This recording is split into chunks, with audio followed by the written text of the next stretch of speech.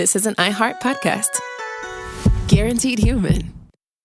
There's a difference between liking a house and actually getting it. Redfin is built to make up that difference and close the gap between finding and owning the home for you. Redfin agents close twice as many deals as other agents. So when you find a home you love, you're not a step behind when it comes to making an offer. That means less watching great homes disappear and more focus on the one you'll call home. Redfin helps turn saved listings into real addresses. Get started at redfin.com. Own the dream. Hey, this is U.S. Olympic gold medalist Tara Davis-Woodhull. And I'm U.S. Paralympic gold medalist Hunter Woodhull. As athletes, our lives are about having a clear path. And a team that you can absolutely trust. So when it came to getting the best mortgage, we chose PennyMac. PennyMac is proud to be the official mortgage provider of Team USA and you. Learn more at pennymac.com. PennyMac Loan Services, LLC, Equal Housing Lender, NMLS ID 35953. Licensed by the Department of Financial Protection and Innovation under the California Residential Mortgage Lending Act. Conditions and restrictions may apply. Support for the show comes from Public, the investing platform for those who take it seriously. On Public, you can build a multi-asset portfolio of stocks, bonds, options, crypto, and now generated assets, which allow you to turn any idea into an investable index with AI. It all starts with your prompt. From renewable energy companies with high free cash flow to semiconductor suppliers growing revenue over 20% year over year. You can literally type any prompt and put the AI to work. It screens thousands of stocks, builds a one-of-a-kind index, and lets you backtest it against the S&P 500. Then you can invest in a few clicks. Generated assets are like ETFs with infinite possibilities, completely customizable and based on your thesis, not someone else's. Go to public.com/podcast and earn an uncapped 1% bonus when you transfer your portfolio. That's public.com/podcast. Paid for by Public Investing. Brokerage services by Open to the Public Investing Inc. Member FINRA and SIPC. Advisory services by Public Advisors LLC, SEC registered advisor. Generated assets is an interactive analysis tool. Output is for informational purposes only and is not an investment recommendation or advice. Complete disclosures available at public.com/disclosures. This is Jacob Goldstein from What's Your Problem? Business software is expensive, and when you buy software from lots of different companies, it's not only expensive, it gets confusing, slow to use, hard to integrate. Odoo solves that because all Odoo software is connected on a single affordable platform. Save money without missing out on the features you need. Odoo has no hidden costs and no limit on features or data. Odoo has over 60 apps available for any needs your business might have, all at no additional charge. Everything from websites to sales to inventory to accounting, all linked and talking to each other. Check out Odoo at odoo.com. That's odoo.com. What's conquering my dominating my colonial colony? Jesus, I don't know. We're talking. It's Robert Evans, Behind the Bastards, a badly introduced podcast about even worse people. Today we're doing another motherfucking episode about white English dudes in Africa in the 1800s. So strap the fuck in, everybody. My guest today... Also, don't ever say you don't know how to do an intro to a podcast ever again. That was phenomenal. Continue. Thank you. My guest today, Jason Petty, a.k.a. West.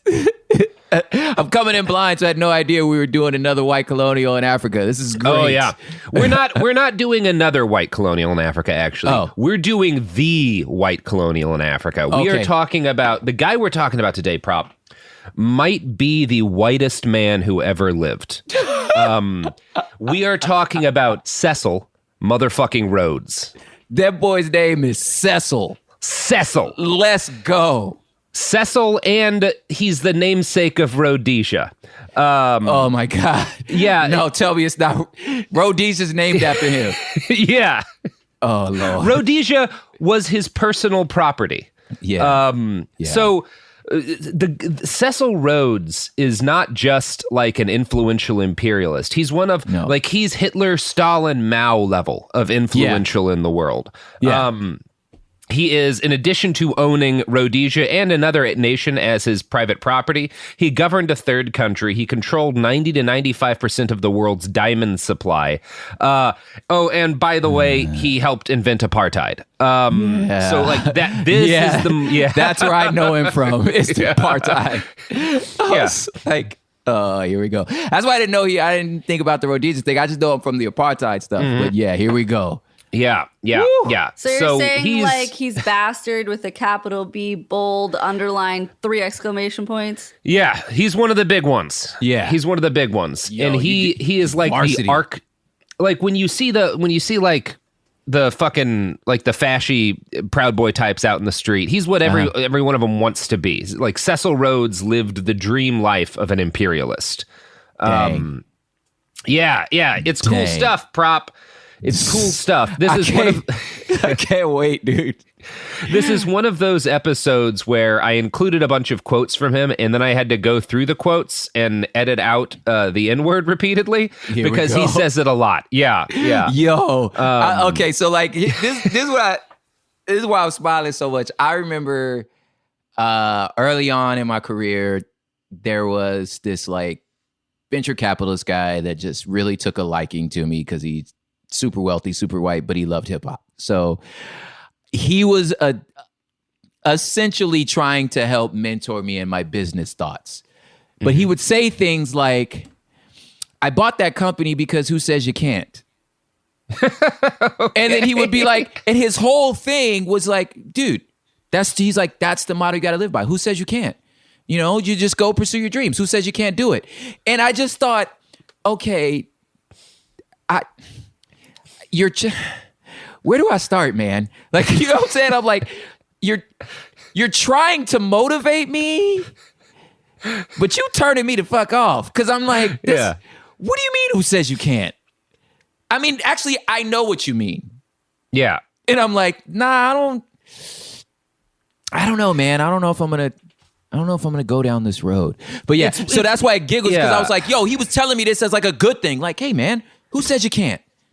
Well, yeah, I think you got one of those reminders that we all get from time to time that there are within this planet, there are multiple planets, and that guy lives on a different planet. It's on a different one. Just that's not ours. He's on the who says you can't planet. He's on the and I'm just like, God, okay, I guess. Yeah, because for me, I do have who says you can't feelings, but it's when I'm looking at like a really fancy bag of coffee. Like, it's $25 for this bag of coffee. Yeah, who says I can't? Like, I'll get the nice coffee. I like how you translated that into like prop speech. That's great. Yeah, you know, I love it. Yeah, you know, a little coffee whereas reference. with him, it's like the company that makes the coffee. Yeah. It's, you know, this is his family. It's, you know, it's their granddad's plantation in Colombia. You know what I'm saying? And he's like, I want a coffee company. You know, who says you can't? I'll just buy it from them. I'll give them a good price. And that's is very appropriate because Cecil Rhodes is that guy, but he's a step above that guy. So that guy's a step above you and I. We say that when we think about buying a nice product. He thinks about that when Cecil Rhodes was that for nations. Yeah. Like, who says I can? You know what? I'm going to take it. Like, I'm just going to take this. Yeah. Not anymore. So this is the guy we're getting into. Right. And I'm just gonna start. Cecil John Rhodes was born on July 5th, 1853 in the hilariously named town of, are you ready for this prop? Here we go. Bishop Stortford in Hertfordshire, England. Probably pronounced wrong. Who cares? It's the English. Bishop Stortford. Not a town name, but is a town name. But that's not what you should name a town. I wish I understood understood more like language etymology of like British things like Thornbury and Worcestershire. Like why?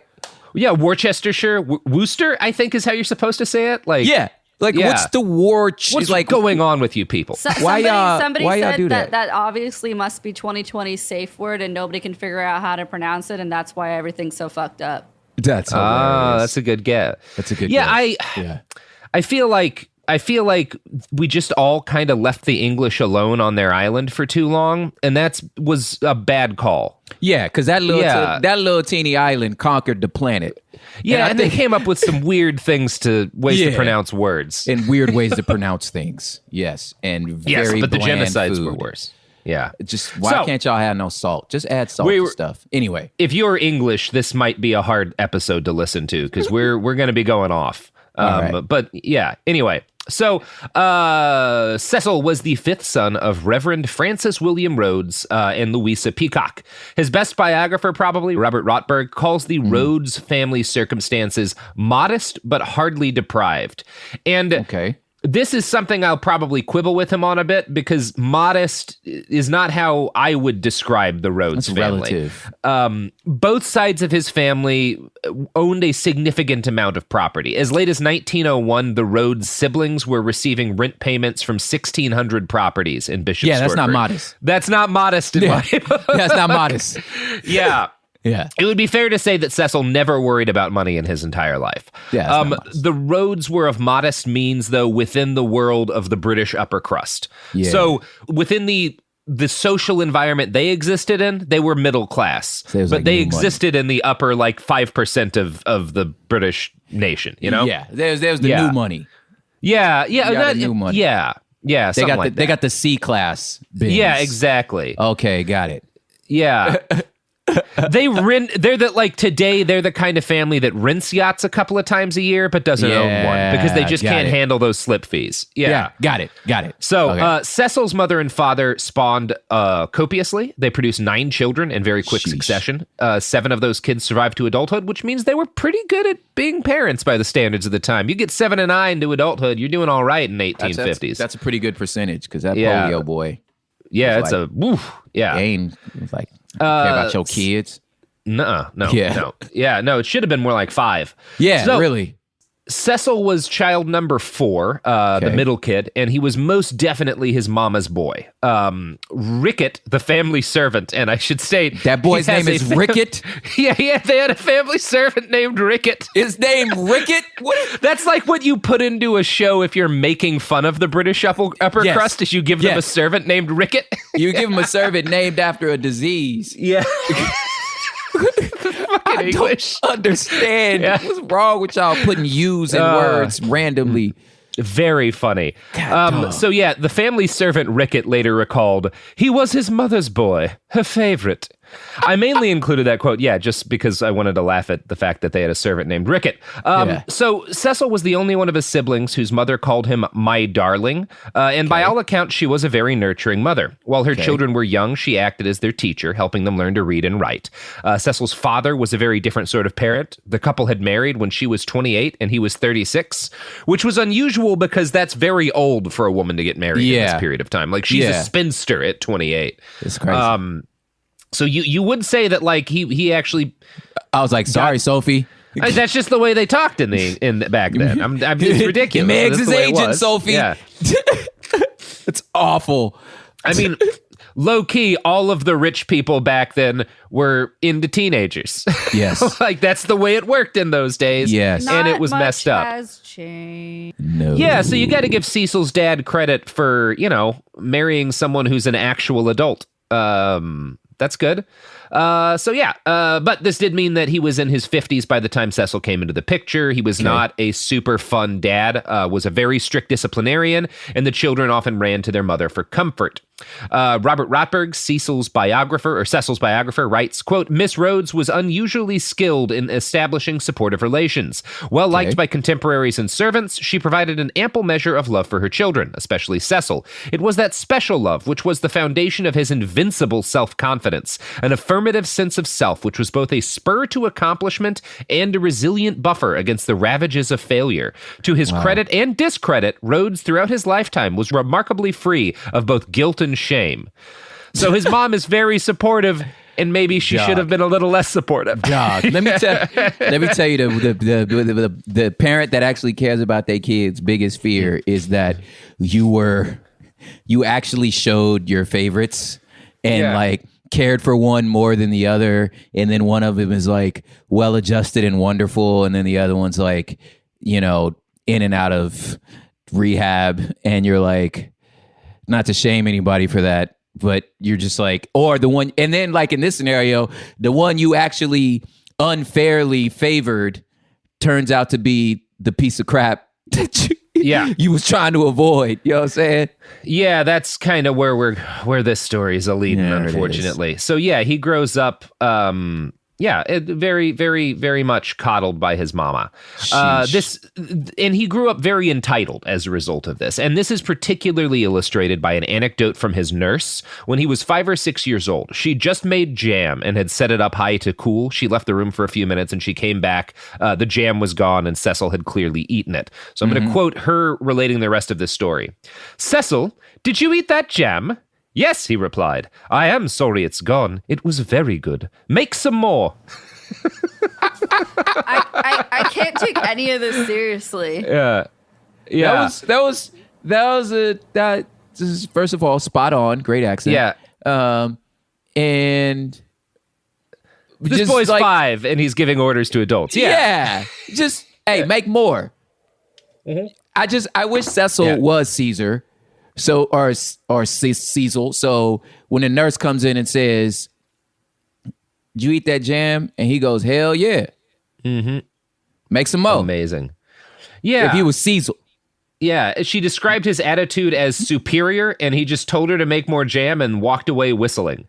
The nurse went up to his mom and asked what should be done with a boy like that. And his mom said, "Let him alone as long as he speaks the truth."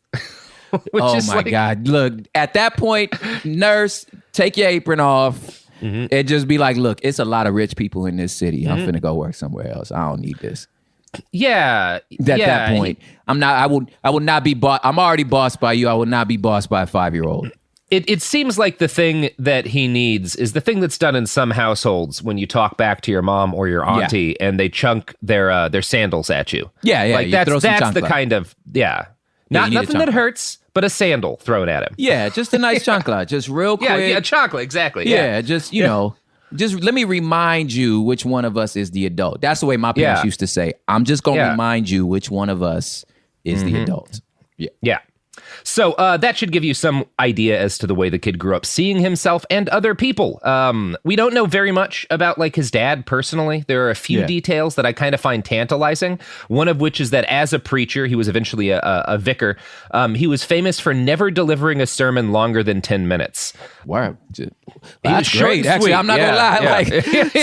Somebody grew up in a Baptist, a Black Baptist church. You talking about 10 minutes. Sounds great. Yeah. That part sounds cool. And the other thing, Cecil's biographer just drops this in the biography with no added context, probably because we don't have it, is that Cecil's father despised the law and raised his children to not respect the law and to abide by their own He just hated the idea of going to lawyers. He hated judges. He hated cops. And we don't know anything about why, but that was just the thing they were raised with. A little conflicted about Cecil's daddy now. You know what I'm saying? Like, wait a minute, okay. Hold up. You know what I'm saying? Like, good money, was able to keep his kids alive. Keep the speeches short, hates the cops. Kept his speeches short and he hates the cops. So I'm like, wait. And he married a full-grown adult, like he wasn't married, he wasn't at the middle school picking curls, Yeah, he wasn't getting married to a 15-year-old at age 36, which a lot of dudes did. Yeah. Yes. Yeah. So Cecil's first school was a private school rather than a public school, and that means a different thing. Actually, that means he didn't go to like Eton or one of the fancy schools. It means a different thing, I guess, in England in this period. So he was always kind of insecure about the fact that he went to a private school and didn't get to go to one of the big fancy.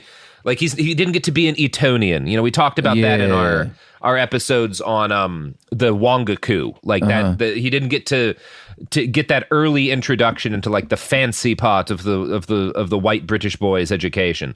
Maybe that's why he thinks he's of modest.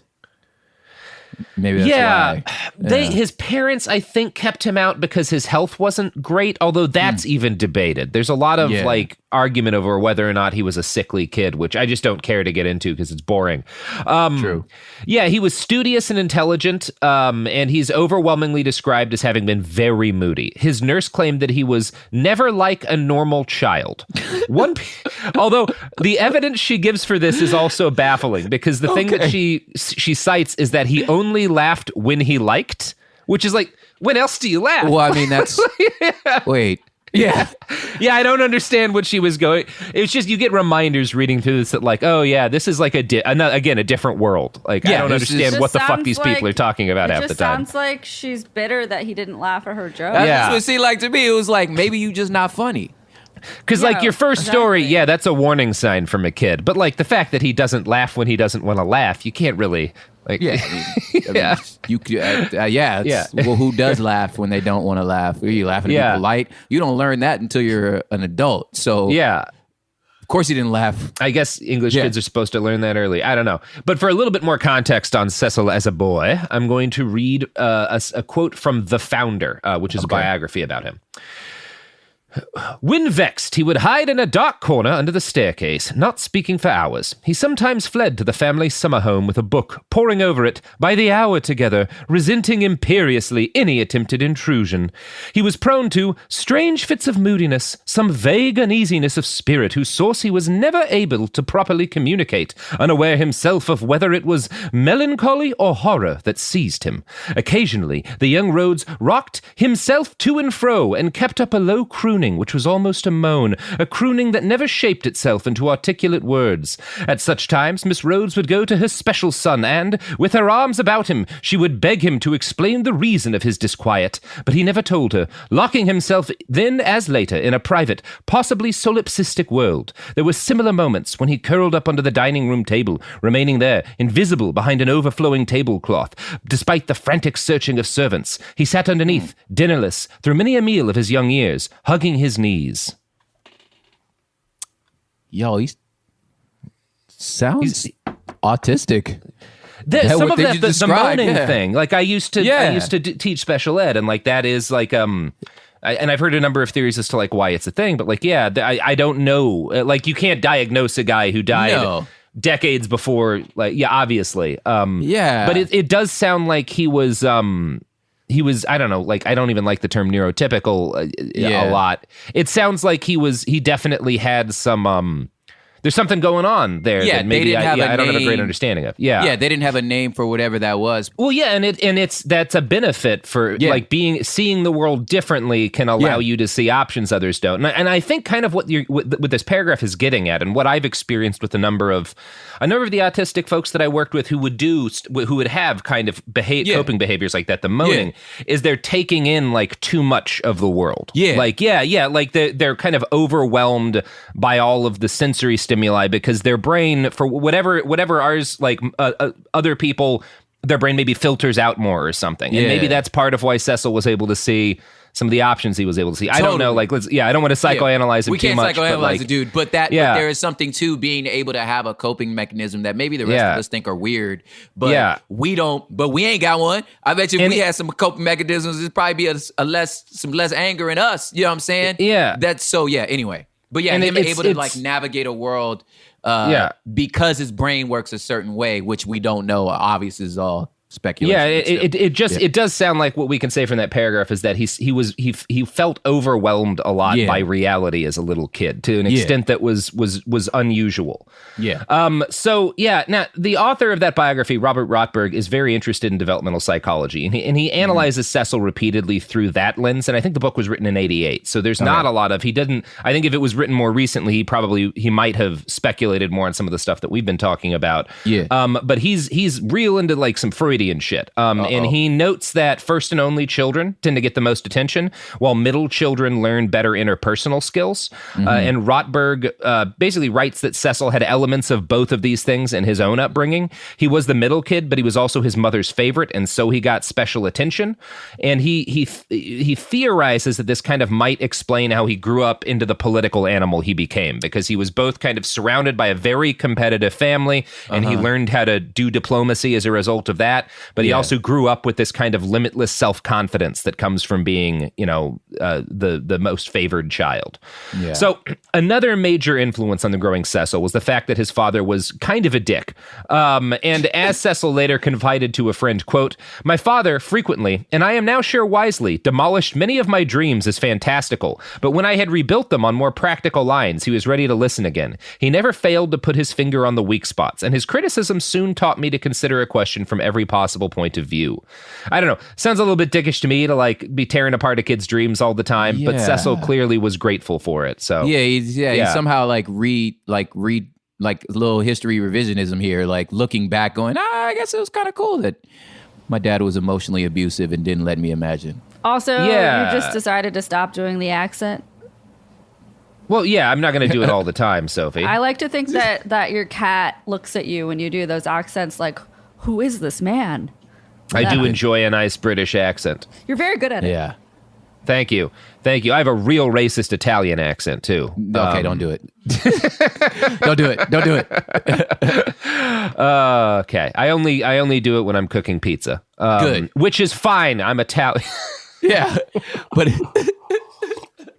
So, from an early age, Cecil's talents as a leader were evident. He loved to play soldiers, but he insisted on playing general. He was temperamental, and I find it noteworthy that the main people who reported on this later were not his actual family members, but the help, all of whom seemed to have stories about the fact that he was very easily angered. Oh, my God. So all of like the service workers who know this kid say like he's fucking dick. Oh my God, this kid. That's because dude. Now I get a better picture. It's like the servants are action figures. They're they're living action figures to him. Yeah. Yeah, and that's and again, one of the a lot of people who come up later, and we'll talk about this when we talk about all of the racism, because he gets defended a lot by people today by saying like, well, we can't deny that he believed things that were racist, but it wasn't out of step with the attitudes of the time.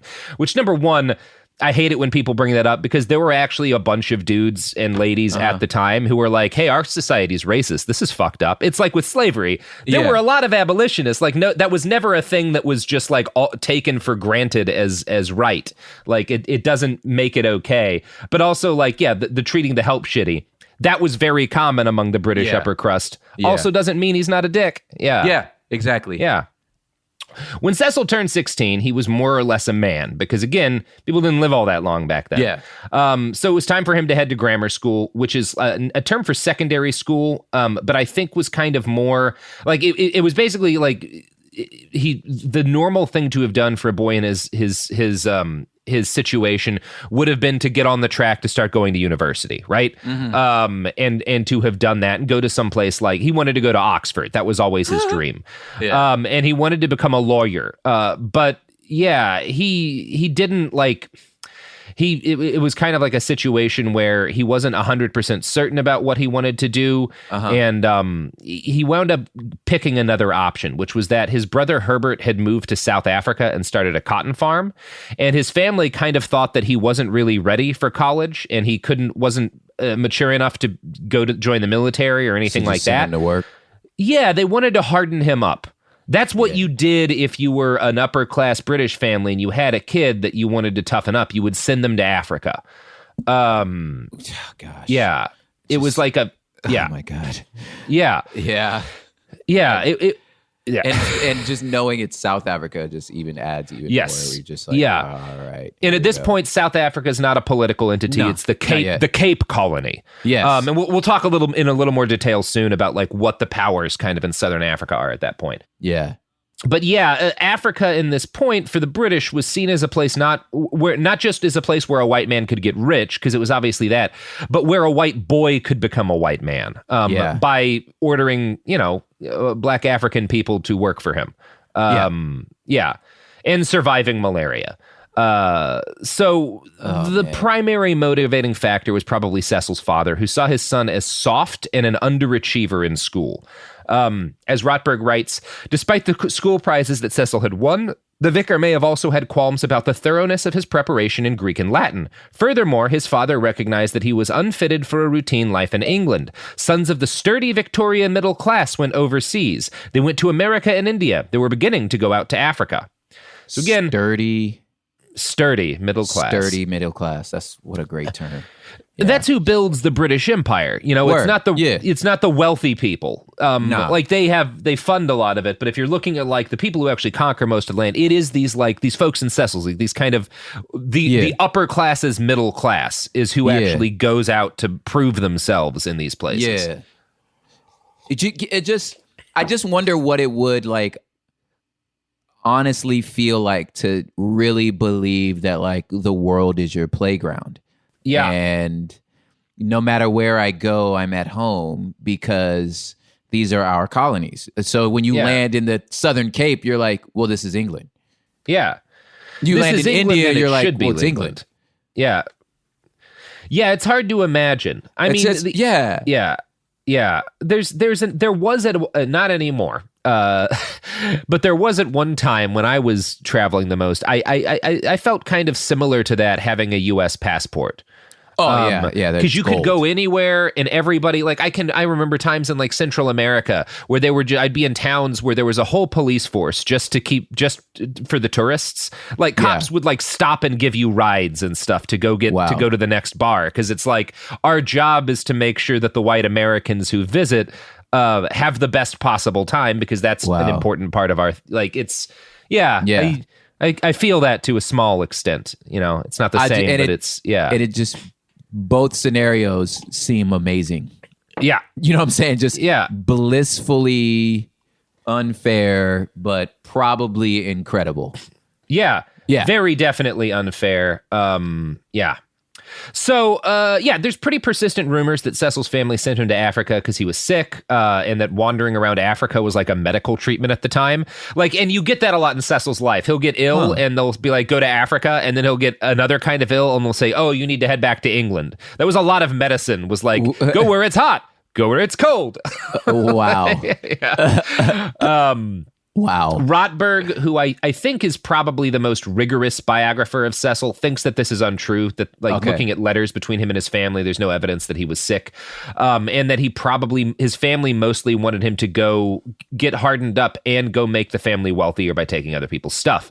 And his family invested a lot of money in him. His aunt gave him £2,000, which was like, that's a year's worth of living comfortably at that point in time, which he could use to fund whatever venture struck his fancy. So his family, he's never worried about money. He always knows when he strikes out to Africa, number one, I have a giant pile of cash, and no matter what I do, my family will send more. Yeah. This is an understanding he has. Yeah. So he lands in Africa in 1870. And at the time, southern Africa was divided between several white colonies, were like the major powers in the area. Mm-hmm. There was the British-controlled Cape Colony, which was roughly the size of Texas. When we call this a colony, most modern nations are smaller than the Cape Colony. Okay. Again, fucking Texas. It's the size. It's like Europe. Ginormous. It's the size of Europe, basically. Yeah. There's the Orange Free State, which was a bunch of Dutch weirdos who really hated the Brits. These are like the Boers or the Afrikaners. And there's the Transvaal, which is also it's run by even weirder Dutchmen, and it was essentially a theocracy at this point. Yeah. And these are also Boers. Yeah, exactly. Yeah. So between these white people controlled lands, a lot of southern Africa was still independent and controlled by people like the Sotho, the Nama, the Herero. I think the Basuto was one of them. The Nakembe. Or in the Keke, something. We'll get to them later. African tribes. Yeah. And these, there's still, there are still some very the Matabale, I think, is one of them, have a lot of power and still control a sizable chunk of land. Yeah, I was like, I know a little bit just because of my Black Panther father, and then being. I perform in South Africa at least once a year, except for this year. But so the Zulu region down south, they were obviously still very tribal, but the power that they wielded among even surrounding tribes was it was undeniable. Yeah, and their interaction with the colonizers was super crazy, the whole Shaka Zulu story. Anyway. the Zulu wars and stuff. Which is happening in this period. This is exactly the period where also the Zulu wars are happening.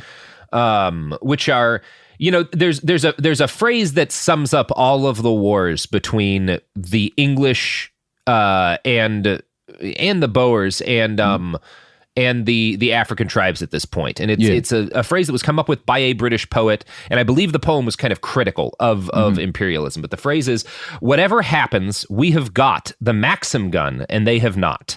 Which is the Maxim gun's the first heavy machine gun. That's all the wars is. At the end of the day. Yeah. A few hundred white troops, thousands of African troops, but the white people have heavy machine guns. Yeah, the shield is still stretched like leopard skin. That's still their shield, no matter how trained you are. Yeah. And a lot of these African tribes, they're fighting with rifles still, but it's they have antique rifles and the white people have machine guns. So it doesn't, it doesn't fucking matter. Yeah. Robert, you know what does matter? You know who else has machine guns? No, that's not. That's not where. I mean, probably, right? No. Yeah, knives probably have machine somewhere guns in their room. Yeah. That was trash. Support for the show comes from Public, the investing platform for those who take it seriously. On Public, you can build a multi-asset portfolio of stocks, bonds, options, crypto, and now generated assets, which allow you to turn any idea into an investable index with AI. It all starts with your prompt. From renewable energy companies with high free cash flow to semiconductor suppliers growing revenue over 20% year over year, you can literally type any prompt and put the AI to work. It screens thousands of stocks, builds a one-of-a-kind index, and lets you backtest it against the S&P 500. Then you can invest in a few clicks. Generated assets are like ETFs with infinite possibilities, completely customizable and based on your thesis, not someone else's. Go to public.com/podcast and earn an uncapped 1% bonus when you transfer your portfolio. That's public.com/podcast. Paid for by Public Investing. Brokerage services by Open to the Public Investing Inc. Member FINRA and SIPC. Advisory services by Public Advisors LLC, SEC registered advisor. Generated assets is an interactive analysis tool. Output is for informational purposes only and is not an investment recommendation or advice. Complete disclosures available at public.com/disclosures. This is Jacob Goldstein from What's Your Problem? Business software is expensive, and when you buy software from lots of different companies, it's not only expensive, it gets confusing, slow to use, hard to integrate. Odoo solves that because all Odoo software is connected on a single affordable platform. Save money without missing out on the features you need. Odoo has no hidden costs and no limit on features or data. Odoo has over 60 apps available for any needs your business might have, all at no additional charge. Everything from websites to sales to inventory to accounting, all linked and talking to each other. Check out Odoo at odoo.com. That's odoo.com. Tired of spills and stains on your sofa? Wash away your worries with Anabay. Anabay is the only machine washable sofa inside and out, where designer quality meets budget-friendly prices. That's right, sofas start at just $699. Enjoy a no-risk experience with pet-friendly, stain-resistant, and changeable slip covers made with performance fabric. Experience cloud-like comfort with high-resilience foam that's hypoallergenic and never needs fluffing. The sturdy steel frame ensures longevity, and the modular pieces can be rearranged anytime. Shop WashableSofas.com for up to 60% off site-wide, backed by a 30-day satisfaction guarantee. If you're not absolutely in love, send it back for a full refund. No return shipping or restocking fees. Every penny back. Upgrade now at WashableSofas.com. Offers are subject to change, and certain restrictions may apply. There's no championship league for small business owners, but if there was, you'd be at the top of the standings. Because going pro with Lenovo Pro means you've got the winning formation. One-on-one advice, IT solutions, and customized hardware powered by Intel Core Ultra processors help you stay ahead of the competition. Business goes pro with Lenovo Pro. Sign up for free at lenovo.com/pro. Lenovo.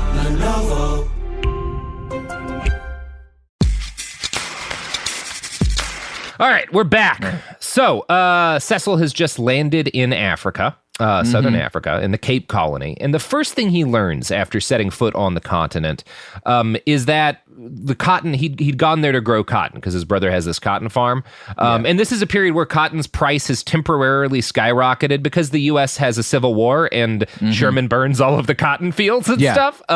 So there's a period, it was for the longest time not profitable for anyone but people who lived in the south of the United States to grow cotton because it's just the best region to grow it in, and they were producing so much of it that there was no point in anyone else growing it. There's this brief cotton boom in this period in like the 1870s, and it doesn't last long, but it's kind of at its height when he lands in Africa.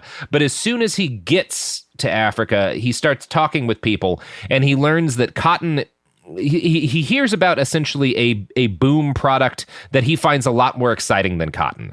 diamonds. Yeah. So... Yes, diamonds. And he starts talking, like, as soon as he lands, he meets a guy who just discovered a massive diamond mine in southern Africa.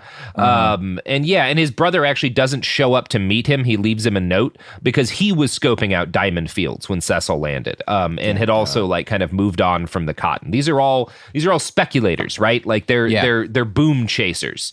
It's the same basic thing going on in Africa in this period, in southern Africa in this period, as was going on in California, with the gold rush and shit. Yeah. So Cecil fell in love with the geography of Africa at once. And when I say he fell in love with it, I want to be really, he didn't fall in love with Africa. He fell in love with the land in Africa. It was a possessive love, and it did not include the people there. And that's a long-term sort of thing with Cecil. Yeah. Having spent a decent amount of time in Africa, there is, and I say this in all honesty, there is something magical there. And then and also the idea that like inside of the ground somewhere in Africa, I mean, the land just produces everything. Yeah. It's just like all of it is there. It's pretty crazy. Yeah. It's massive. It holds so much. It's so much bigger. Like our maps do us a disservice. Do it a disservice. Yeah. Because again, like one of the colonies in southern Africa is the size of Texas, and there's a bunch of other shit there still. You can fit all the other land in the world in Africa. Yeah. It's huge. Yeah.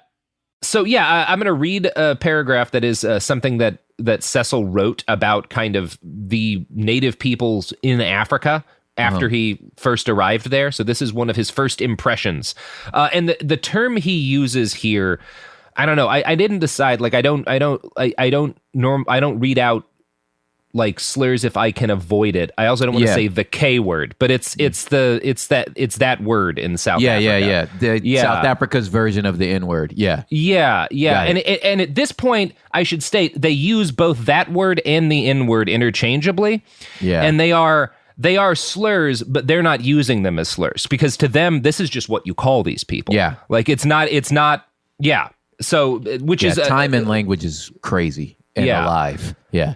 Yeah. So, the people here shock your modesty. Many of them have nothing on, excepting a band round the middle. They are fine-looking men and carry themselves very erect. They all take snuff and carry their snuff boxes in a hole bored through their ears. They also pay great attention to their hair and carry porcupine quills in it, with which they dress it. You often see them sitting down in groups, dressing each other's hair and picking the fleas out. And then he talks about how he doesn't think they smell very good. And he's very judgmental. Just a real judgmental dude. Yeah. That's Cecil's first impression of these people. And he eventually receives a letter that his brother has sent him that included $20 and a crude map to the cotton farm. So he heads to the cotton farm, and pretty soon after he arrives there, the price of cotton falls. But he spends some time as a cotton farmer, and he's not really interested in cotton. He really wants to get into diamonds, but his family keeps writing him letters basically saying, don't stay on the cotton path. This is safe. Like this is a good investment. Diamonds are risky. And that's kind of, his first year or so in Africa is him constantly getting this flood of information about all the diamonds people are finding in different parts of southern Africa. And it makes he writes that it makes his mouth water. Yeah. This might be a dumb question, but why is his family so involved? But this is that's what they do. This is what I think that's pretty standard for an upper crust family at the time. Like a child is also an investment, and he reflects on the family. And you're putting a lot of money into him to send him there. You want him to do things that will provide a return. I guess seems like you're still building. Yeah, you're building the empire. Remember, they're middle rich. Yeah. So you got to build the empire. Yeah. Yeah, and empires are built by people who are building private empires for themselves, right? Like that's what makes it doable, It's the Eric Prince sort of thing. Yeah. So, they warn him away from this path, but he keeps hearing all these stories. Like he reads a story about how an African man found a diamond and traded it for a roll of tobacco to a white man, and the white guy sold it for 800 pounds. His brother finds a couple of diamonds because he's always going off to go diamond finding. So Rhodes just keeps getting he's got this hunger. He does describe it as like a physical hunger to go out and find diamonds. Now, the first diamond had been discovered in South Africa 3 years earlier. In 1869, a black farm employee had found an enormous 88-carat diamond, the Star of Africa. And I think this is neat. So the diamonds were first found, as far as we can tell in human history, by people in southern India, and carats are what you kind of measure diamonds by, because those people back in like 700 BC would weigh a diamond next to carob seeds. And that's why it's called carats, is like the number of carob seeds that it takes to like weigh a diamond. Like that's where that word came from. We don't use carob seeds anymore, but like anyway, I just thought that was neat. That's I learned that while I was researching this. Yeah, and it's not carrots like every kid thinks. No. It's like carob seeds. So he was paid, the black man who finds this Star of Africa, this massive diamond. Yeah, he was paid 500 sheep, 10 oxen, and a horse for it, which actually, like, if you're looking at kind of like Africans who find diamonds and sell them to white people, that's not a bad price. That's a lot of shit. Yeah. He came up off something he just found in the ground. Yeah. Yeah, the Star, though, did eventually sell for 25,000 pounds, which is like, you're very wealthy if you've got access to that kind of money in this period of time. It's about the equivalent of 4 million modern dollars. I was going to say, that's some money. Yeah. Yeah. So this does bring me to an interesting, the fact that this guy, this farm worker who sold the diamond, got paid reasonably, nothing like close to what it finally sold for, but got paid pretty good, does bring me to a point about Southern Africa in this period that is important to state. It was less racist than it became.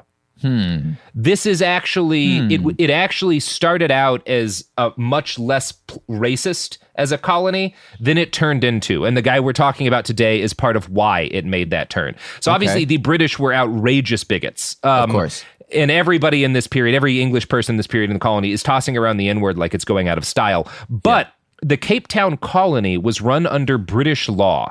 And the British had a whole bee in their bonnet in this period about the rights of men. And British law held, in theory at least, that all men, even black men, were equal. And this was something that was enshrined in their legal codes in a way that it was not in the United States.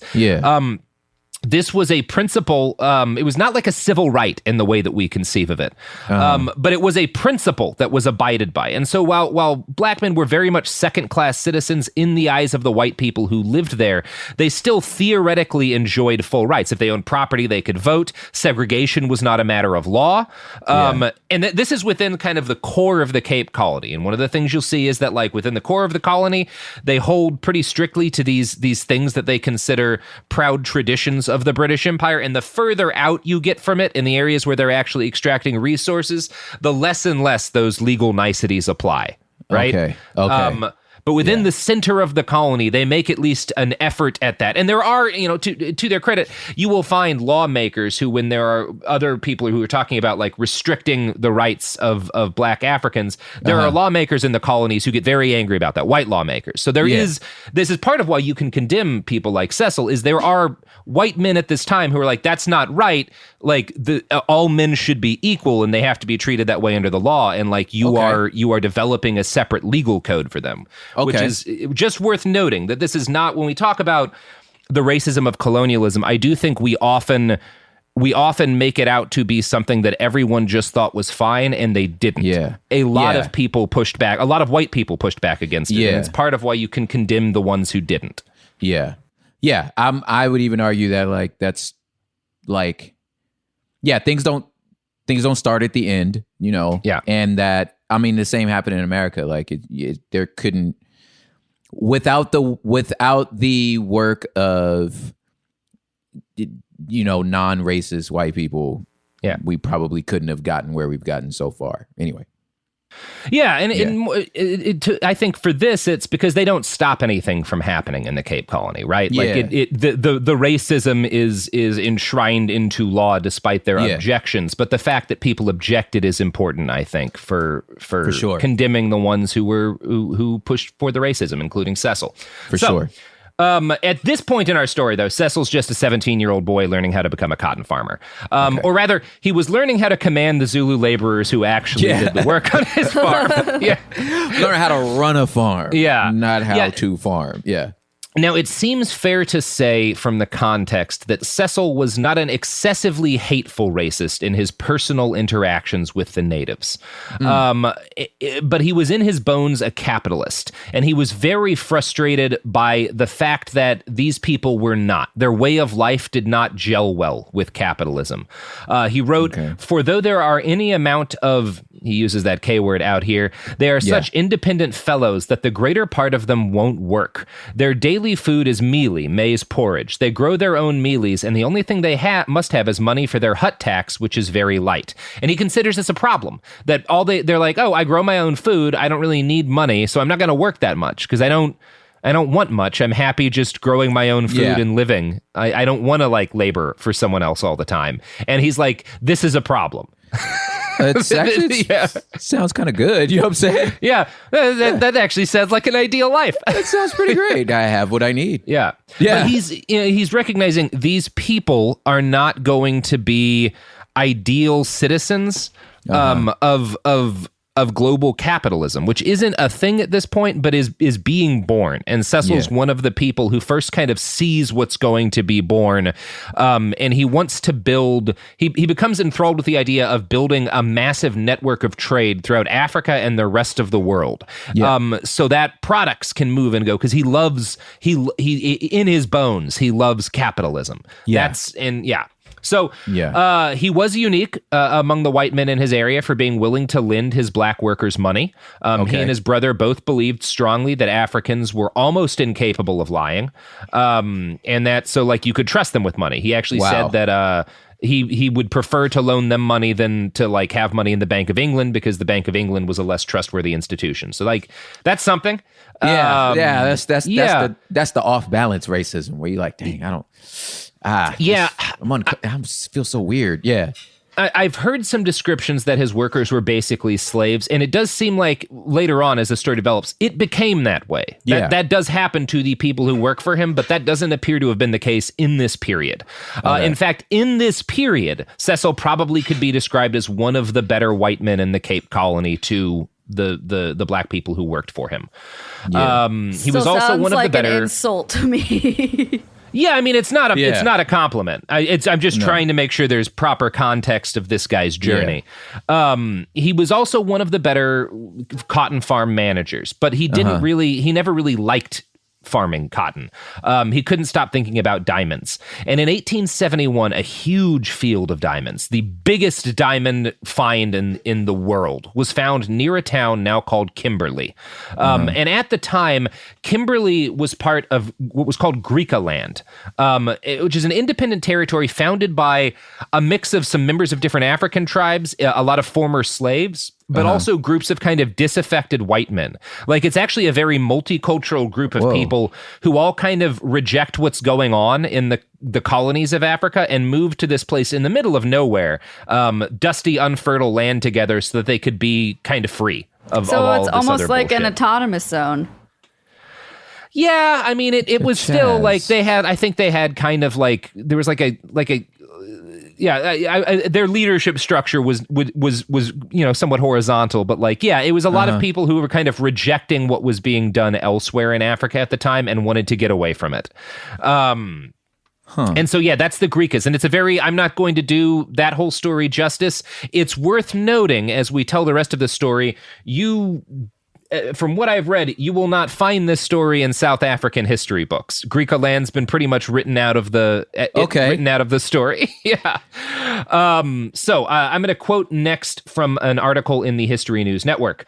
Then in June 1871, a white prospector announced the discovery of an 83.5 carat diamond at the place now known as Kimberley, so named after Earl Kimberley, the British Secretary of State for the colonies. This site of the discovery just happened to be within Greeka territory, but fortune hunters never did bother bothered to raise any questions with the Griquas as to the ownership of the mining rights. Just a few days earlier, the British Colonial Secretary, in a dispatch dated May 18, 1871, had already authorized the British High Commissioner in Cape Town to extend the British territory in South Africa by annexing Griqualand. It seems unlikely that the close timing of these two events was purely coincidental. Yeah, of course not.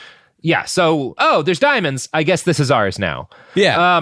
Yeah, and the Kimberley discovery came at a fateful time. Diamonds in South Africa then were like gold in California again. Yeah. So thousands of prospectors would just swarm any chunk of land that seems like it might hold wealth. And just before the discovery had come, there'd been a number of false finds. Generally, people would find a couple of diamonds in an alluvial plain, which is land around a river, and people would swarm there, but there wouldn't actually be nearly as many diamonds as they'd anticipated. So that had happened a few times. So a lot of these guys were very desperate. So once diamonds are found in Kimberley and it's clear that this is a real find, tens of thousands of desperate miners start swarming in to tear this big mountain that is the find apart. Well, not mountain, like a hill, but a large hill. And Griqualand was brushed out of existence so that these guys could get rich. Quote from the History News Network. Griqua leader Nicholas Waterboer, through a legal advocate, had during all this time been importuning the British colonial authorities at the Cape to respect Griqualand's sovereign independence and its ownership of the land upon which the diamond field was situated. To no avail. Finally, in May 1878, an armed rebellion broke out. The lightly armed Griquas were no match for colonial troops armed with cannon and breech-loading rifles. A massacre ensued, with the colonial forces suffering only 9 fatalities. It signaled the beginning of the end for the Griqua nation. Most of the survivors migrated several hundred miles to the northwest, settling ultimately in southwest Africa, now Namibia. So, Griqua's, not a great story for them. The men... What? There's just an entire... It's an entire, there's... They're just not in history books now. Why would they be? They didn't win. Yeah, it's so crazy that I guess they didn't exist. But no, they totally existed. But now they're no. Yeah, not no more. Not no more. So,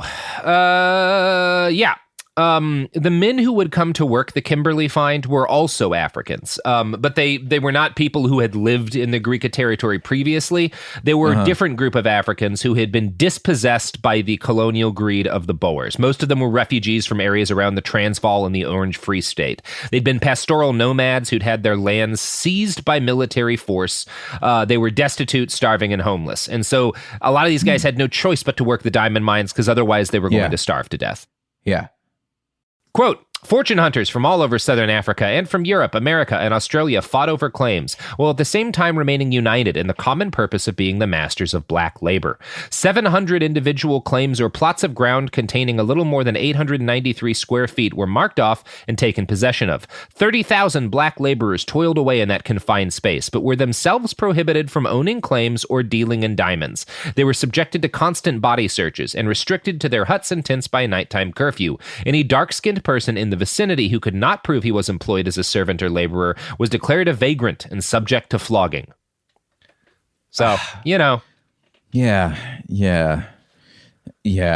Not a new story. Yeah. Not a new story. Yeah. Just even, there are places in Central and South America, I'm bringing it back to coffee again, that the locals the farms that grow it and the people that harvest the coffee, they're legally not allowed to drink that. The beans are only for export. You know what I'm saying? And just it's tale as old as time, dog. This day land. Yep. I can definitely say that one radicalizing moment for me was during the time I spent in Guatemala hanging out with some native Guatemalans in their homes and being given instant coffee. Yeah. In an area surrounded by, and being wait, is this we're on a coffee farm. There's all of the world's coffee comes from here, basically. Right here. What is happening? Yeah. Why are we drinking Nescafe? Does not compute. Oh. Yeah. It's because my country has all the coffee. You guys, you walk into their village hey guys, I got this single origin Guatemalan. You guys want to try it?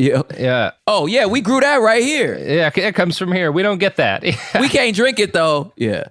And speaking of capitalism, Robert, You know what will let... no. Okay. Well, you know, let's just go to ads. Yeah, I don't know. I can't I'm no help. Yeah. Support for the show comes from Public, the investing platform for those who take it seriously. On Public, you can build a multi-asset portfolio of stocks, bonds, options, crypto, and now generated assets, which allow you to turn any idea into an investable index with AI. It all starts with your prompt. From renewable energy companies with high free cash flow to semiconductor suppliers growing revenue over 20% year over year, you can literally type any prompt and put the AI to work. It screens thousands of stocks, builds a one-of-a-kind index, and lets you backtest it against the S&P 500. Then you can invest in a few clicks. Generated assets are like ETFs with infinite possibilities, completely customizable and based on your thesis, not someone else's. Go to public.com/podcast and earn an uncapped 1% bonus when you transfer your portfolio. That's public.com/podcast. Paid for by Public Investing. Brokerage services by Open to the Public Investing Inc. Member FINRA and SIPC. Advisory services by Public Advisors LLC, SEC registered advisor. Generated assets is an interactive analysis tool. Output is for informational purposes only and is not an investment recommendation or advice. Complete disclosures available at public.com/disclosures. This is Jacob Goldstein from What's Your Problem? When you buy business software from lots of vendors, the costs add up and it gets complicated and confusing. Odoo solves this. It's a single company that sells a suite of enterprise apps that handles everything from accounting to inventory to sales. Odoo is all connected on a single platform in a simple and affordable way. You can save money without missing out on the features you need. Check out Odoo at odoo.com. That's odoo.com. Kids, pets, life, your sofa sees it all. But with a washable sofa, stains don't stand a chance. All of our sofa collections come with fully machine washable covers and cushions, making cleanup effortless. Liquid and stain-resistant fabrics provide extra protection against everyday messes. Plus, with modular designs, you can rearrange your sofa however you like. Perfect for growing families and changing spaces. Starting at just $699, it's time to upgrade to a stress-free, mess-proof sofa. Visit washablesofas.com today and save. Offers are subject to change and certain restrictions may apply. There's no championship league for small business owners, but if there was, you'd be at the top of the standings. Because going pro with Lenovo Pro means you've got the winning formation. One-on-one advice, IT solutions, and customized hardware powered by Intel Core Ultra processors help you stay ahead of the competition. Business goes pro with Lenovo Pro. Sign up for free at lenovo.com/pro. Lenovo.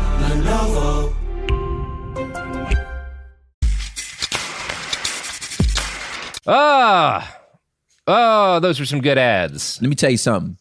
Yep. I'm about to use all those promo codes. I love promo codes because I love promotions. And it will put food on y'all's table. I love food on my table.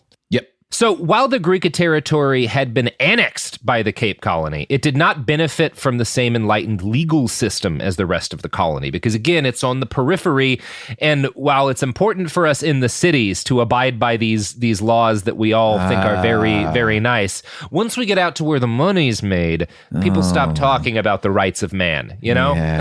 Because there's money to be made. Yeah. It's the same thing as how the United States, our whole lives, talks a good game about the rights of man, but also fundamentally could not exist in the same fashion if a large number of its critical products were not made in areas without any sort of labor laws. Yeah, it wouldn't work. Yep. We've diffused the responsibility by making those be in independent countries now. Yes.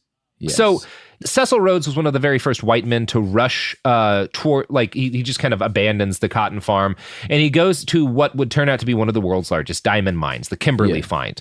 And at the time, the hill where the mine was centered had a Dutch name, which I'm not going to try to pronounce. No. I don't even know how to begin pronouncing it wrong. Yeah. I don't even know how to say this wrong. All right. Yes. He was 19 when he traveled there to help his older brother who'd bought a couple of claims.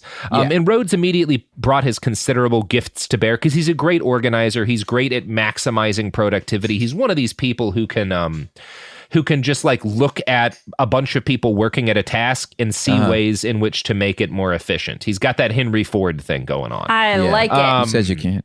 I was going to say, man, the worst thing in the world is to be in some sort of relationship with a person that's good at those things. Yeah. Because at some, like, it's just like, man, can you just let me put my shoes where they go?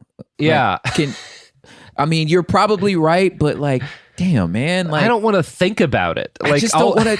Oh my God, dog. When I first got married, I remember I come back from a show, like I'd be gone 2 days. All of a sudden, the drawer that used to have the knives and forks, now it's towels in. And I'm like, what? Am I crazy? Because she done figured out a better way for our kitchen to function. And just man, can you just, okay. I don't have an argument as to why this is it's actually a better idea, but God. Yeah. You married up. It's really annoying. Nice job. I did. I mean, I really did. She's much more efficient, but sometimes like you're getting all, Rhodesia on me. You know what I'm saying? Yeah. I just think of all the times Robert can't find things, and then we start things late because he can't find things. I have started the rebellion against capitalism early in my own life by refusing to ever know what I'm doing or have a plan. And you know what? It works out fine. This is one of the most successful podcasts in the world. Thank you, Sophie. Thank you. Anyway. See, you don't need capitalism. Yeah. As long as you have products and services. Yes, you do. Is that how that works? He's a born entrepreneur. He creates a bunch of side hustles in order to basically make additional cash to fund the expansion of their mine, to buy other claims. The probably most successful of these was he bought an ice machine so he could sell ice cream during the vicious summer months in Southern Africa. Oh my God, this guy is brilliant. Yeah, I hate this dude so much, but that's brilliant. No, you show up in like the fucking middle of like the dead middle of like Southern Africa, like people working in the summer on a mine, and you're like, what'll do well here is a fucking ice machine. Yo, you remember early like 2000, 10, 11, earlier this decade, like when the 1-to-1 model was like all like the Tom's model, right? Was all the all the rage. I saw this video, it was going around. It's hilarious. I think those dudes make commercials now, but like they were totally dressed like the guy that started Tom's, and they were supposed to be in Africa doing this 1-to-1 thing. And he says, I never forget it, man. I had this idea where I was out in Africa. We were on a missions trip, and I just thought to myself, where can I get a smoothie? And he goes, he's like, I never forget it. The tribe said, what's a smoothie? And he was like, and that's when I knew. We want to do 1-to-1 smoothie machines. So their whole business model was if you buy a smoothie machine, they will provide one for a tribe in Africa. I mean, I kind of love the idea of like hunter-gatherers, but with a smoothie machine, because like everybody enjoys a smoothie. They're all you need is like ice, milk, and running water. I'm sure they can get that, right? Yeah. They're good, right? Yeah. They'll figure it out. They're selling smoothie machines, and they totally shot it like one of those commercials where like, you got this white lady, this really nice white person handing the smoothie to like the smiling African. And then the guy, little African boy is holding it like, what do I... Is one kid just dragging it by the power cord, right? Just through the thing. They're putting rocks on the inside. Like, what do I do with this, right? But anyway, that's what everybody be up. But anyway, hey, this fool's brilliant. Sell ice cream. Sell ice cream. Yeah. Yes. Sell ice cream. Smart guy. Now when he first arrived at Kimberley, he described the site of this hill that's is the center of the mining claim as looking like a giant anthill covered in thousands of scurrying black shapes. And he predicted, and this turned out to be very accurate, that one day the hill would be completely dug away and replaced by a giant hole in the earth itself. And he was completely right about this. Yeah. If you go to Kimberley today, you can go visit the Big Hole, which many suggest, it's not confirmed, but many suggest is the largest pit ever dug by human hands. And if you look up the photos of this, it's astonishing. It is a really big hole. Yeah. That's crazy. I didn't know you could still go. Man, okay. Yeah, it's right. Yeah, because they dug so deep into the ground to get all the diamonds, and then there's this giant hole. Nobody's going to fill it up. What are you going to do? Right? Yeah, what are you going to do after? Yeah. Now we have a hole in our town. Yeah. Hey, guys. Hey, look. Capitalism. Hey, come see the hole. Come see the fucking hole. We dug a big hole. I'm trying to. We dug a hole. Let's monetize it. Yeah, I'm trying to do your old timey like newspaper guy voice. Come see the hole. I can't do it, dude. The natives could never have dug in a hole this big. Like, look at this hole. Only white men could make a hole this big. That's it. Yeah. There it is. So the year after Cecil arrived, the population of diggers in Kimberley swelled to as many as about 50,000. And at first, most of them operated independent claims, finding diamonds because it required nothing more than hand tools, right? You were just kind of digging and like running water through it with oil, and I don't know. It's a process, but it's pretty simple and it didn't require heavy equipment. Yeah. But as these claims were found more profitable and as the digging got deeper, eventually like you started turning it into a big hole, and that becomes too much of a process for small independent diggers to be a part of. So things start getting consolidated. And people start abandoning it too, because there's a period when you're mining diamonds where you strip away like the surface level and it looks like you're done. And Cecil and a number of other like smarter, well, I guess like just more intuitive guys understood that no, there's going to be more diamonds underneath that, but we need to build larger companies to buy larger equipment to go deeper and extract those. Damn. So he starts investing his money into buying up individual mines and adding them to he and Herbert's claims. And the process started slowly. It took years and years and years. And it was a time that Cecil would remember fondly, this like 16, 17-year period where he's kind of building the foundation of what would become his empire. In 1872, when he's about a year into this process, he's a very happy guy. His only frustration came from the fact that he wasn't able to go back to Oxford. As Rotberg writes, quote, Rhodes may have continued dreaming of a university education and of life as a professional, probably a barrister, but these would have been dreams with utilitarian motives. For the moment, he was content to have land of your own, horses of your own, and shooting when you like, and a lot of black inwards to do what you like with, apart from the fact of making money. So that's his attitude. Yeah. There it is. Yeah, it's and again, the ease with which he could kind of talk about how happy he was probably had something to do with the fact that his parents were backing him and would continue to do it. So he never had to like he had a cushion, you know. That's the thing. He that's had what I was a trying cushion to form, where it's like it's really not a risk because if all else fails, you could just go back to England. You know what I'm saying? And metaphorically and quite literally, just leave a hole in Africa and you just go back home. Like, well, it was fun. I guess it didn't, whatever. You know? Yeah. And that, like, knowing that it's like, it makes you gamify, like it's a video game now. So it's like, this is fun. Building an empire, building an industry, it's fun. Because if it fails, it's just like, oh, it's like a video game. Just hit the reset button and start over. Don't save it. You know what I mean? And just start over. Yeah, like the thing that you like, I enjoy. I don't know. Maybe I don't know if this impulse is coded in white dudes socially, or if there's something deeper to it. But like the only video games that I play are games where you build an empire. You like build like cities or countries, and you like it's all about expansion and all of that stuff. And I feel that impulse, and I get to play video games about it. I suspect if I'd been raised in Cecil's time in the culture he did, I probably would have done some fucking imperialism. Probably, man. Yeah. I mean, and it's like, who could blame you? You know, because you could. But I do think, I find, and I mean, you've joked about it a few times about like starting a cult, you know, and the first time I heard you talk about it, I thought to myself, I have imagined often building a culture from scratch. And I'm like, well, I mean, that's what it is. And I'm like, I guess essentially a cult is just a small culture.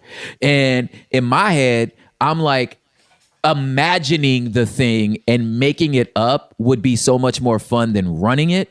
You know, so when I see dudes like this, that's like, yo, no, let's figure out how to do this, consolidate the thing, do the thing. And it's like, okay, we did it, but now you got to maintain it. Then you're like, damn, that's a drag, you know? Well, let me go start another one, you know, and then you start another business, and then you go because the building the thing's fun. So I just think about that, like, even if I was going to, you know, I would love to just like, you know, if I'm everybody on Tuesday nights, we sit in a circle and you have to drink, you know, green tea specifically only with your left hand at 5:42 p.m. That's the rule in our cult.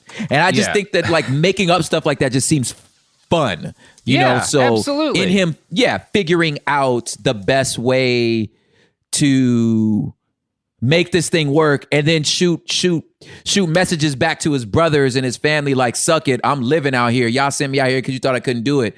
Check this out, I'm winning. You know, I could see the psychology developing again. Yeah. Yep. I get, you know, and this is kind of where I land on, like, thank God for video games. Yes. You know, but also, like, I don't know, like, this is something I wrestle with. Like, if I can be completely honest with you, like, part of why I moved out to the West is I want to own land. I want to buy a chunk of land that feels wild to me and get to live on it and roam around. Yeah. And there's certainly conversations to be had about how ethical that is. It's a powerful desire and it's coded in me, as is finding romance in things that I know are not romantic. Like the like the cowboy, or like the Age of Exploration. Yeah. Which is like, I was reading those books when I was like 5 years old, and you know, I've gone out of my way to educate myself about the reality, but you never quite fully break that spell. Nah, you can't help but be and product's not the right word, but yeah, like, you are influenced by the era you're in, and you can't not be what you are. So I feel you. I think about that when we talk about reparations with Black people. You know, hey, where's our 40 acres and a mule? And you turn right over to your indigenous friend that goes like, wait, they finna give you land that's not theirs? Like, you know what I'm saying? So you're like, dang. Yeah, you know what I'm saying? Anyway. Yeah, and there's a good conversation to be had in condemning things that are bad, like imperialism, and also understanding the extent to which we're all products of this system, so that we can have forgiveness for each other when people realize they've been wrong. You know? Dude. Collect offering. That was the sermon right there. Yeah. Time to collect offering. That was good. All right. So, in 1873, he returned to Britain or England or whatever. People always yell at me for calling it one or the other. His purpose here was twofold: to take care of his ailing mother, who died the next year. He was very sad, and to return to his education. He applied to Oxford because a degree at Oxford would mark him out as an Englishman of distinction, but he failed the entrance exam, and so he had to ask a family friend who was a graduate to use his influence with the school to get Cecil admission. Again, here we always has help earning the things that he gets. Plan B, baby. Who says you can't? Plan B, I'm white. Yes. So for most of the next decade, Cecil would switch between summer semesters at Oxford, and he'd take some years off in between, it's not every year, and winters in Africa, seeing to the expansion of what was becoming a mining empire. He initially funded his education by the money his dad had set aside for it, but as he and Herbert's business expanded, he was able to pay his own way through Oxford, and he was very proud of this. He was not a good student, and he was regularly in trouble for failing to attend lectures and not doing the reading that he was ordered to do. It seems like most of his time at school was spent at fancy parties making connections. He was always careful to make sure everyone knew how wealthy he had become, generally by carrying a box of diamonds with him wherever he went. Oh my God. You imagine pulling up to the frat party with a box of diamonds, homie? Yeah. I was like, I was just thinking this guy is so stereotypical white male privilege, but then you were like, oh no, but also no. Let me dial this up a bit. Yeah. There's like, there are things that just like like we just said, being gracious with each other and understanding that we're all products of the same goulash. There are parts of me that like deeply admires what he just explained right now. That like, what's the 2020 equivalent though of showing up to a frat party with a box of diamonds? Like, I'm trying to flex. That's the biggest you gotta flex. Credit the flex. Yeah, that is the greatest flex I've ever, dude. The fact that I have you walking around diamonds. I got play with diamonds. I keep pocket diamonds. Like pick up chicks diamonds. I don't even need these diamonds. I don't even need these. I got a whole field of them in Africa for which I spend my winters because London is cold out here. He has fuck you diamonds. Like, it's he has fuck you diamonds. There's a part of me that like, and that you ain't got to really, I'm going to Oxford literally for the flex, because I don't have to care. It's like just to brag about it, and I don't even do the work. I ain't even doing the work. I hate him. Like, he stands for everything that I hate, but also That's style. You did it. His style. That's what I'm trying to say. His swag is just off. My first year of teaching. I'll never forget this. My first year of teaching, there was this I taught 11th graders, which was crazy because I was like maybe 4 years older than them. But like, this kid, this was like eBay time, right? So this kid was selling these like paint guns on eBay, and I remember being like, first of all, how do you know how to do this? Number one. And number two, where do you keep them? He was like, I never get them. I don't have them. They don't come to me. I buy them and then sell them. And then this little dude would show up late because he was working the German stock market, 11th grader. And I was like, if this fool never turns in an assignment, I don't blame him. Yeah. I don't blame you for not taking high school serious. Yeah, fuck it. Yeah, exactly. Like he knows he has this thing that you have to be truly successful within a society, which is knowing that all of the conventions of your society are bullshit. And Cecil Rhodes knows that. Cecil Rhodes understands that it's all a dumb bullshitty grift, and like he will refuse to do work, and then his friends at school will be like, the dean's gonna you're gonna get kicked out of school, and he has a number of meetings with them, and they never do, and he knows they're not going to because they know that he's going to be extremely wealthy and powerful, and they want to be able to brag that he's an alumni. So when he sits so when I sit down in this meeting about you about to expel me, I'm just gonna put my backpack down and just let a diamond roll out. Oh, you don't want a guy with a diamond mind. Yeah. And then let you tell me. So tell me how this goes. Yeah. I just excuse me. Let me get my diamonds off your desk right here. Pickup lines, like what, like how, like. Well, we'll talk about his romantic life a little bit in a moment, Sophie. Okay. Oh, does he treat women really well? Is he just that an outstanding guy? Is that what I should be expecting? No, he doesn't. He doesn't even think about women. He's gay. We'll be talking about this in a little bit, but yeah, he's not. He has no interest in women. Love it. Yeah. So that was a slight turn of events. All right. Yeah. We'll talk about that in a bit because there's some things to say about it. I don't want to, like, a lot of people talk about it too much because I don't think it's that big of a thing. But there's some areas in which it impacts kind of other things that he does. I still want to know what his pickup lines were. Well, we'll talk about that too briefly. I mean, even if it's gay or straight, you walk into a party with some diamonds, cuz like, that you just playing around with, shaking them like dice, fool. Yeah. You know what I'm saying? So once a classmate, and this is back to the story about his diamond box, a classmate reported, quote, when he condescended to attend a lecture which proved uninteresting to him, he pulled out his box and showed the gems to his friends. And then it was upset and diamonds were scattered on the floor. And the lecturer looked up asking what was the cause of the disturbance and received the reply, it is only Rhodes and his diamonds. Oh, God. Oh, I hate this guy. Can you imagine being the professor just looking at this like, oh, this little prick, you little prick. Yeah. Damn, one of those rocks is my year's salary. Yeah. He's probably like that guy that was viral on social media, the guy who salts the meat. Do you remember that? Oh, Salt Bay. Yeah, Salt Bay. He was probably Diamond Bay. Just up like that. Yeah, that guy. That's who yep. Yes. So let's talk a little bit about what it took for Cecil to get those diamonds. So right before leaving for his first term at Oxford. Yeah. No. Yeah. None of it is ever. So right before he left for Oxford, Cecil and his brother Herbert moved most of their operations to a new set of claims at a mine named De Beers.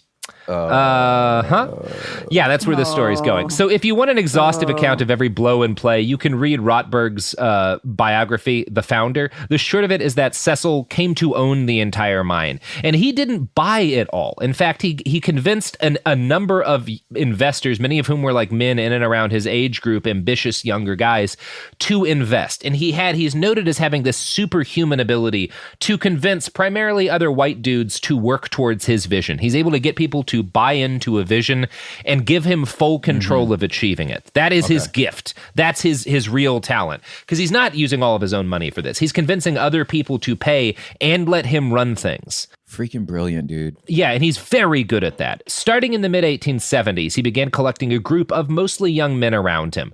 And to these most trusted acolytes, he would reveal what had become his true goal, the creation of a secret society aimed at furthering the spread of the British Empire over the entire world. The first people he collected for this grand endeavor were co-investors in his mining operation, men with money and influence that he welded with the power of his dreams into what essentially functioned as a fanatically loyal board of directors for his business. They were so devoted to Rhodes and his goals that many in the Cape Colony began referring to these men as the Apostles. Wow. Yeah. In 1877, after just 6 years in business, Rhodes had accrued an estate worth about £10,000, which did not make him super rich, but he was very comfortable. And it was enough that he wrote his first will, which listed his wish that all his possessions go, quote, to and for the establishment, promotion, and development of a secret society, the true aim and object whereof would be for the extension of British rule throughout the world. Rhodes went so far as to specify that he wanted the society to ensure the spread of British rule to, quote, the entire continent of Africa, the Holy Land, the valley of the Euphrates, the islands of Cyprus and Candia, the whole of South America, the islands of the Pacific not heretofore possessed by Great Britain, the whole of the Malay Archipelago, the seaboard of China and Japan, and the ultimate recovery of the United States as an integral part of the British Empire. Yo, yeah, I am so glad he added that last part because that's gotta be a freaking thorn in your flesh. Yeah, that you're he just hates that the U.S. left the empire. Yeah, I can't believe we lost this. Yeah. He's very frustrated by that. Yeah. So the very next year, in 1877, while he's at Oxford, Rhodes published what he called his Confession of Faith. Now, he picked that title because by this point, years of ruling over black African servants and workers and extracting the wealth of their homeland for his own benefit felt so right to him that he considered imperialism to be his religion. When he's saying Confession of Faith, he's literally saying, this is my God. This goal is my God. So he opened the statement by noting that he did not care about marriage, he didn't care about having a family, and he didn't even care about attaining personal wealth. The sole aim that interested him was the furtherance of the Anglo-Saxon race.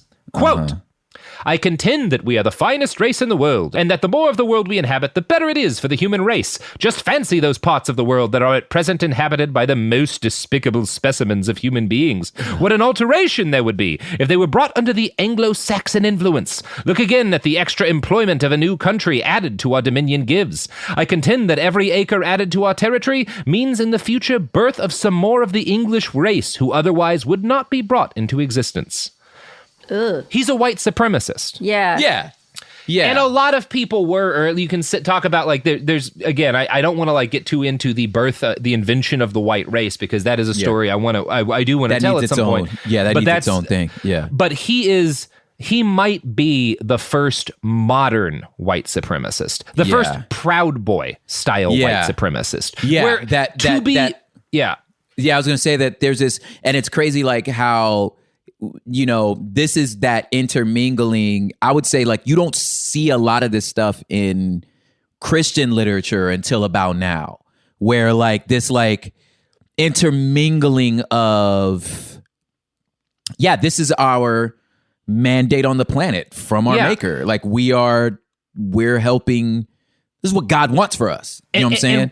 Yeah, Cecil's modern defenders will often bring up like things he said about believing that black people are inherently the same as white people. It's a cultural problem, and as soon as they fully embrace Anglo-Saxon culture, then I think they deserve to be treated equally. And they'll say like, no, he wasn't racist. He had beliefs about like he thought that he wanted to. It was just a cultural thing for him, and that's why I say I think he might be the first that I've come across really, truly modern white supremacist. Because he's a white supremacist in the way that the Proud Boys are. Where like they've got black members, they've got Pacific Islanders, they have Latino members, but their whole thing is they're Western chauvinists. Yeah, exactly. They believe that the West is best, and that as long as you buy into that, it doesn't matter what color you are. And that's Cecil.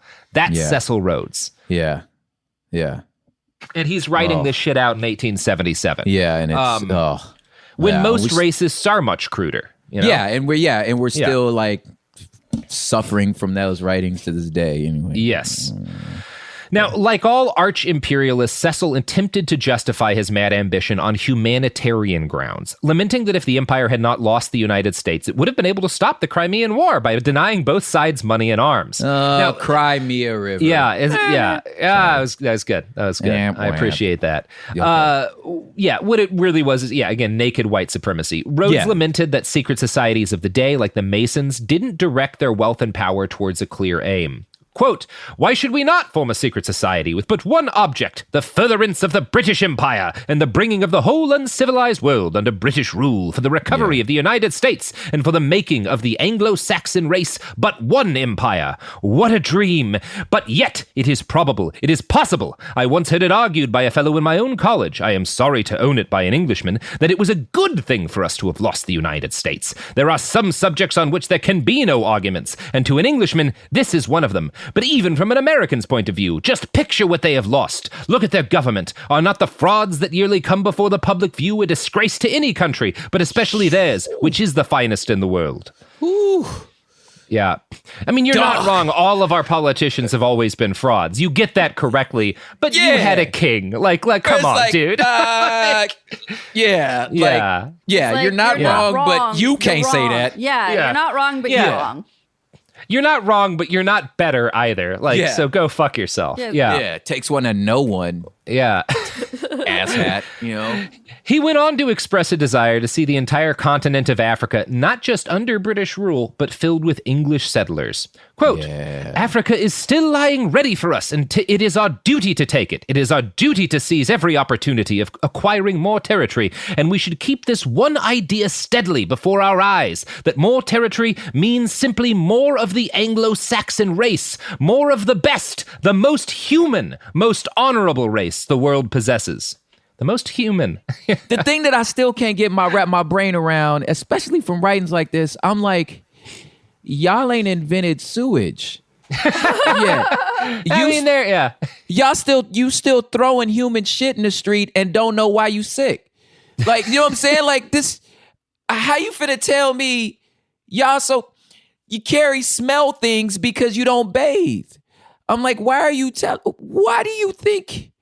I'll give this, in Cecil's defense, he was known, and it was odd in this period, that he bathed every day. Even when he was on campaign in the woods, he had a bath taken around with him that his black servants filled up for him and stuff. I mean, because he had the wealth to bathe every day. He had the wealth to bathe. I'm like, have y'all seen... Have you seen everyone? Yeah. Do you know the rest of y'all? Yeah. So the secret society Rhodes proposed sounds almost more like a precursor to the CIA, a hand-picked group of ambitious and talented young men who would dedicate their whole lives to this cause. When he actually started inducting more men into this society, he tended to restrict his members from marrying and starting families so that they would have no priorities before the empire. And this is where we talk about Rhodes' sexuality, because he himself never married. He expressed repeatedly that he was too busy to do so, and everyone pretty much agrees that he was gay. Now, this was illegal at the time. You can just ask Oscar Wilde that. But men of means and stature, it was impossible to be poor and gay pretty much because, you'd probably be killed by a lot of your fellow poor people, right? Because it's very bigoted at the time. Or you'd have to keep it completely secret. And if you were rich, you could be gay, and most people would know it. Like, Rhodes is gay, it's illegal to be gay. Everyone in British society knows that he's gay. He brings these white South African boys back to England with him, these younger men, and he takes them to parties with him. This is my assistant. Yeah, well, and there's he's even more blatant than that. There's one story I heard about him where essentially he's at a party with this young, rude South African boy, and the guy hosting, the fancy British person hosting the party says, "Rhodes, I can't invite you to parties anymore if you're going to bring boys like this around. He almost broke my hand with his handshake." And Rhodes said something along the lines of, "You should see how hard he bucks. It's like a mule." So he's not super coy, right? Nah, he's not playing around. But I got pocket diamonds. So what you gonna say? You know what I'm saying? And it's worth noting that a pretty high, an oddly high number of British imperial icons of specifically this period were gay, or some of them were they're called gay a lot, but I think it might be more accurate to say they were kind of romantic asexuals, where they had these very strong, very clearly romantic relationships with men that they probably never had sex with, but they would be inseparable, and it was just like a thing in imperialism. I just feel like statistically speaking, it's impossible that there's any less amount of gay people there than there is now. You know what I'm saying?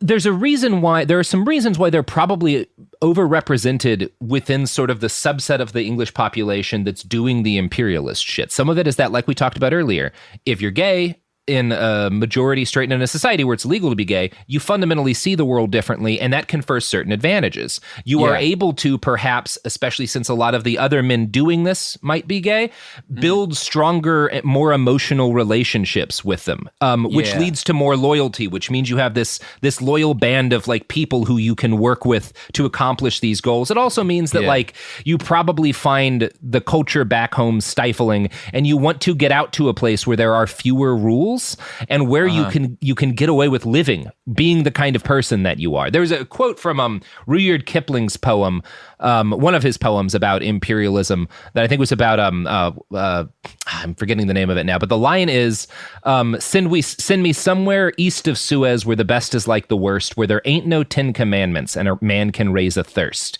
Right? So that you come across this a lot, and I think it's just because I think there's probably a number of reasons for it.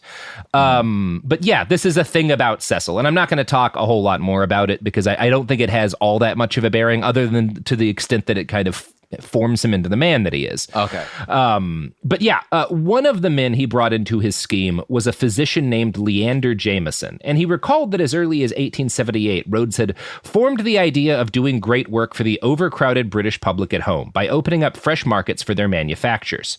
As his business had expanded, so too had British colonial possessions in Africa, and Cecil noticed that when the empire grew, unemployment back home went down and average income went up. Things got better for the average people in his country because they were getting worse for the average people in other parts of the world. So he recognizes this, and he sees this as like a fundamentally positive thing.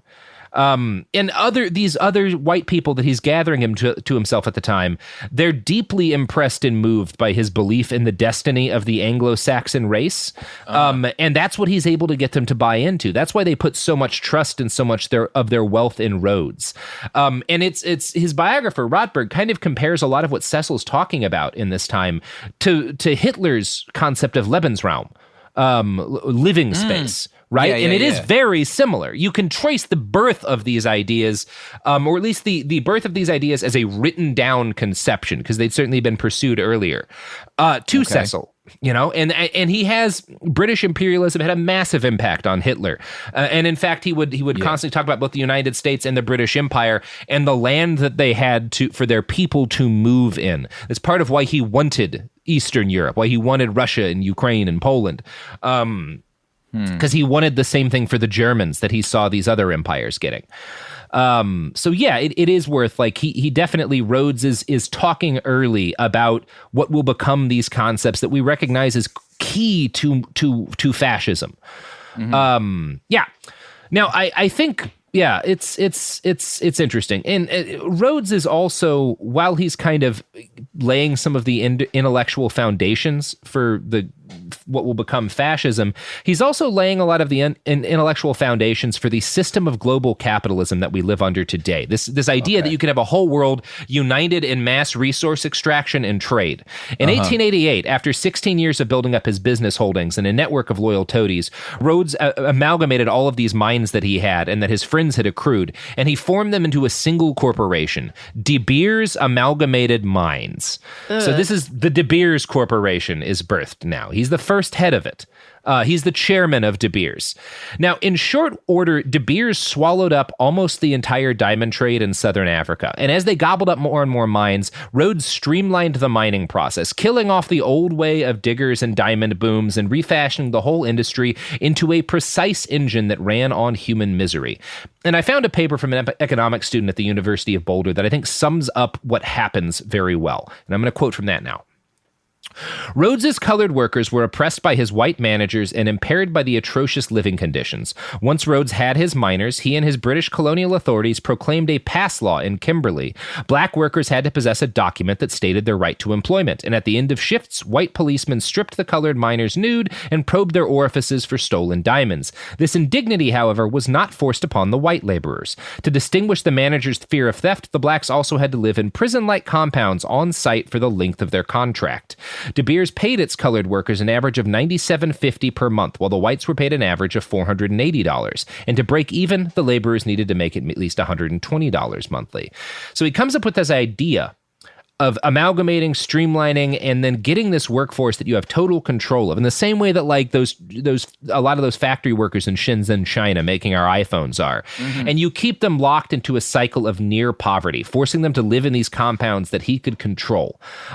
He basically succeeded as De Beers takes off in re-enslaving a chunk of the black African populace for the benefit of the British Empire. And this plan worked marvelously. In a few years, De Beers controlled between 90 and 95% of the planet's diamond supply. Wow. Yeah, and then they cracked open a bunch of De Beers. Yeah. I'm sorry, that's two. No, it was good. At frat parties where he was just like... At frat parties. Yeah. Diamond. Diamond. Yeah. He's like, I got diamonds. Popping a top with his diamonds. All right. Yeah. Well, Prop, that's the end of part one. Oh, There's great. so much more of this guy to go, but that's what we've got time for now.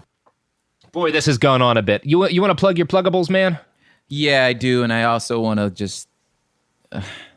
diamonds are forever. Diamonds are forever. That's that. They can get the entire time. Mm-hmm. Yeah, and that's after his time, but he sets up a lot of the things that make the diamond trade what it is. Like, we'll talk about this more at the end, but like blood diamonds are a thing because of Cecil Rhodes. Yeah, that's what I was gonna say, man. That's what I was like. That's where I would like when you started the thing. That's what I was preparing myself for. Like, we're going to get to blood diamonds pretty soon. Let's talk about that at the end. We're not going to talk about it enough because there's so much of Rhodes to talk about. And he's not the only, he starts the process that leads to the creation of blood diamonds. There are a number of other men over decades who are like responsible for bringing us all down that path. But we will talk some about that at the end. Yeah. Well, prophiphop.com and prophiphop's all my handles, my social media. I just announced not a blood coffee, but a real coffee collaboration with a company called Onyx, where I got a special single origin Ethiopian blend. I'm gonna get real nerdy with y'all. Well, not blend, a single origin Ethiopian. It kind of tastes like dried pineapple. It's pretty bomb. And in the in the spirit of what we're talking about right now, like, it's three brothers that own the farm. They're born and raised in Ethiopia. One of them lives in LA, and the fair trade price for the bean is $1.50 per pound. But me and Onyx paid $9 a pound because we believe in supporting real folks. So that's the biggest thing I'd plug right now is I got a coffee, and if you're into like drinking good coffee, please order it on the website. Yeah, and it's ethically sourced, and we paid the people well. We are not no Cecil Rhodes. Yeah. Don't be Cecil Rhodes in your own life. No. And don't come after me for calling him Cecil and Cecil interchangeably. I know it's Cecil. Whatever. That's my fault. Yeah. Cecil. Yeah. Yeah. No, fuck him. Like, yeah. Basically, I don't have to respect this man enough to pronounce his name right. No. He got enough respect while he was alive and fucking up the world. To hell with him. Right. And to hell with all of you, my beloved listeners. No, I thank you for listening. Come back for part 2, where we'll talk about how he conquered 2 countries just for fun and did some other messed up stuff. Oh my God. Wait, well, no. The episode. We love about 40% of you. Statistically, yeah. This is Jacob Goldstein from What's Your Problem? Business software is expensive. And when you buy software from lots of different companies, it's not only expensive, it gets confusing, slow to use, hard to integrate. Odoo solves that because all Odoo software is connected on a single affordable platform. Save money without missing out on the features you need. Odoo has no hidden costs and no limit on features or data. Odoo has over 60 apps available for any needs your business might have, all at no additional charge. Everything from websites to sales to inventory to accounting, all linked and talking to each other. Check out Odoo at odoo.com. That's odoo.com. Tired of spills and stains on your sofa? Wash away your worries with Anabay. Anabay is the only machine-washable sofa inside and out, where designer quality meets budget-friendly prices. That's right, sofas start at just $699. Enjoy a no-risk experience with pet-friendly, stain-resistant, and changeable slip covers made with performance fabric. Experience cloud-like comfort with high-resilience foam that's hypoallergenic and never needs fluffing. The sturdy steel frame ensures longevity, and the modular pieces can be rearranged anytime. Shop WashableSofas.com for up to 60% off site-wide, backed by a 30-day satisfaction guarantee. If you're not absolutely in love, send it back for a full refund. No return shipping or restocking fees. Every penny back. Upgrade now at WashableSofas.com.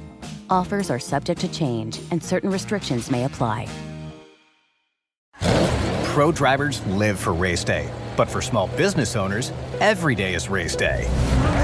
That's why going pro with Lenovo Pro matters.